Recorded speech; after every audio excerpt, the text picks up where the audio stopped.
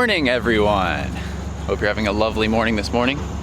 It's certainly morning, at least whenever I'm filming this video. So what I'm trying to do right now, I'm back in Morgantown for the homecoming WVU football game this weekend. And I shot this video in May, kind of just like highlighting Morgantown. It's kind of like a passion project. And I didn't realize that I needed this shot until I started editing. And honestly, I just kind of put it to the side and never really intended on finishing the video. But then a couple days ago, I got back into the project, and there's this part in one of the songs in the video where it says, "Rise, sun, rise." So what I want to do is I want to have the drone rising up as the sun is rising and going over the city. I think that'd be pretty cool. So woke up early, drove out here, and I think we're good. I think Weather Channel told me that the sun will rise at 7:17 and it's like 7:10 right now.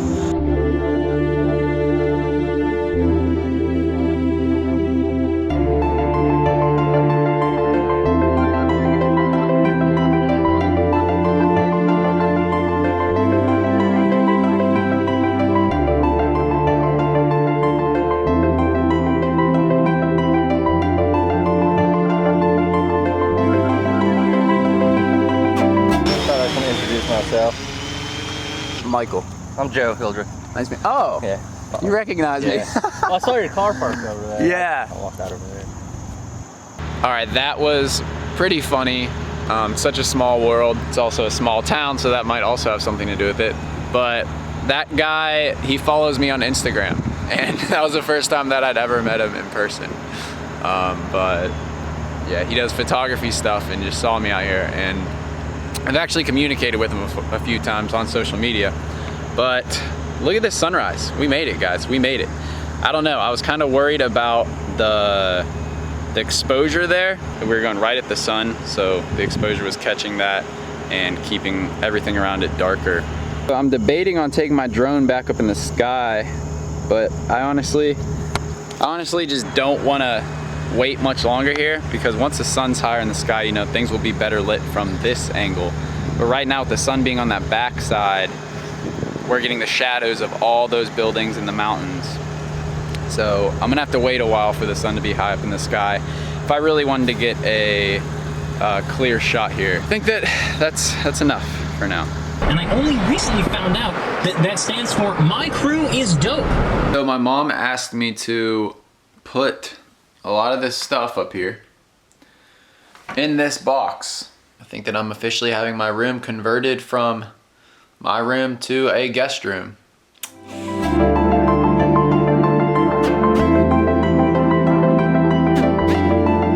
So I was just going over some of these pieces of work that my grandpa had written. It's almost been exactly a year. It's been a little over a year since he passed away. And I made a video kind of reflecting on how much of an influence he had on, you know, the community and especially myself.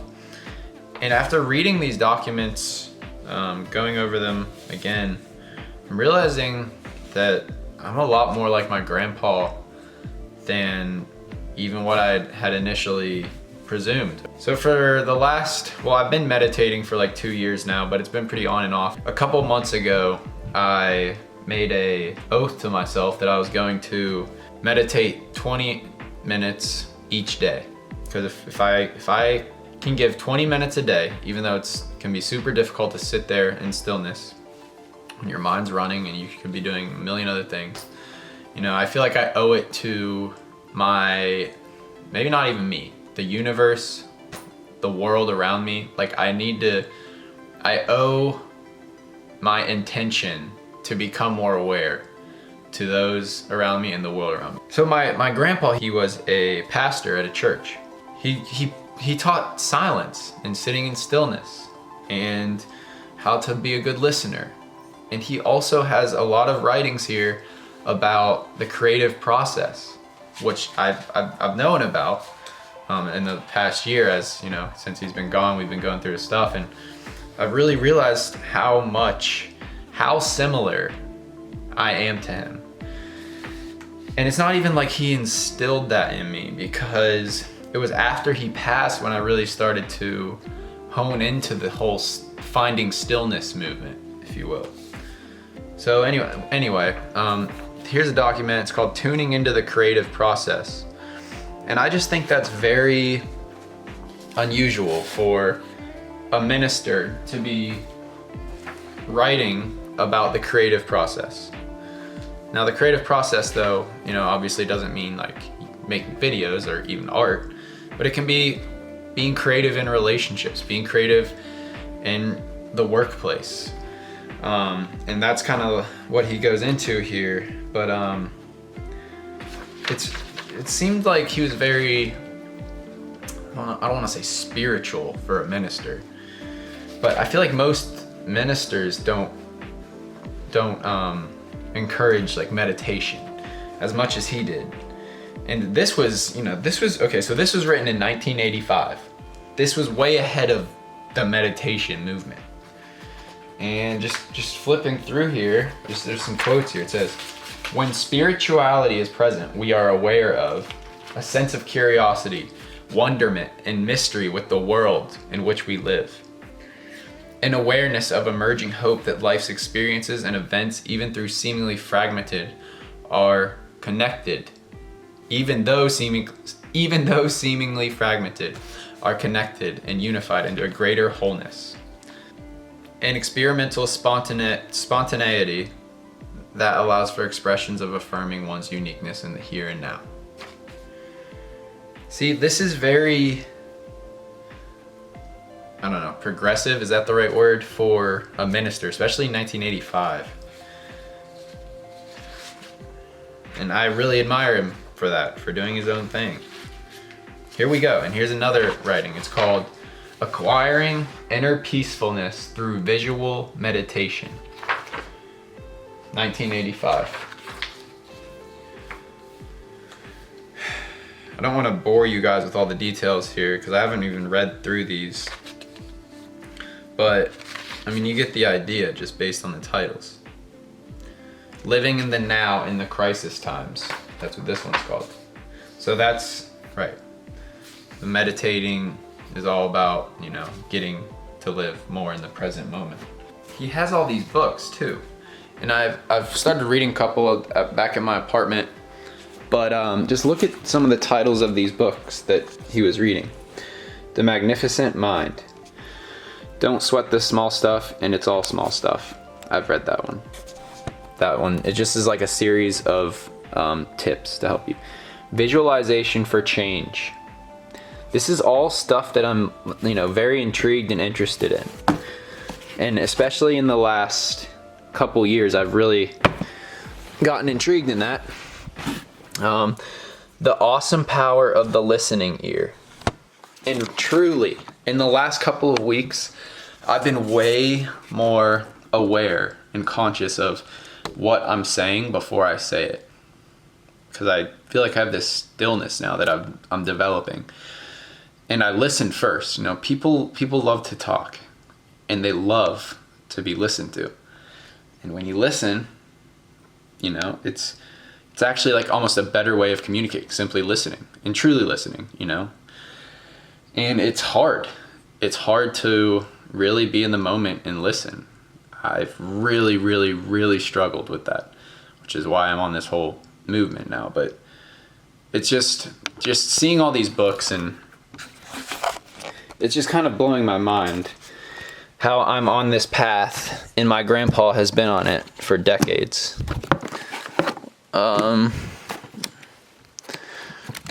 Creating affluence with consciousness in the field of all possibilities. I like Deepak Chopra. I'm going to read that one. Flow. This is why I create, to enter the flow state right here. So it's really the art of talking so that people will listen. Another good one. Well, another one that sounds good. He's got this one. It's called The Silence Speaks. And just with that title, I love that. The Silence Speaks. It's true. Silence speaks volumes. I don't really want to read this whole thing. people probably don't care, but the ocean waves like a magnet attract my attention. They clamor for focus like naughty children. No, you know what, actually? What I'm gonna do, I think, I'm gonna take like a lot of his writings and make YouTube videos out of them. So like he wrote this entire thing, but rather than just speaking it right now, like next time I'm at the beach, because it starts out with the ocean waves like a magnet attract my attention. I'm just gonna do a short film and do a voiceover of this and then, you know, tribute it to my grandpa and give him credit for writing it. That would probably be more entertaining for everyone. I'm starting to get emotional now.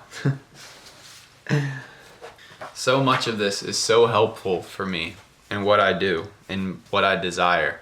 And it's just crazy that he's been into this stuff for way longer than I even knew. Then you start digging through things, and he talked so seldom that, you know, I wouldn't really even know much about this. Now looking back in hindsight, I could tell, you know, some of the times when he would approach me in my younger years, my teen years and stuff, when I was going through troubled times, I know he was trying to relate to me. And, you know, I'm just gonna leave you guys with something that he wrote here. So this says, being the best you can possibly be starts with belief and peace within yourself. Breathe deeply and say to yourself, the peace of God is with me. External criticism will only improve my skills. If a mistake occurs, you learn from your mistake and choose to improve. Remember that you have large quantities of love from your God, family, and friends.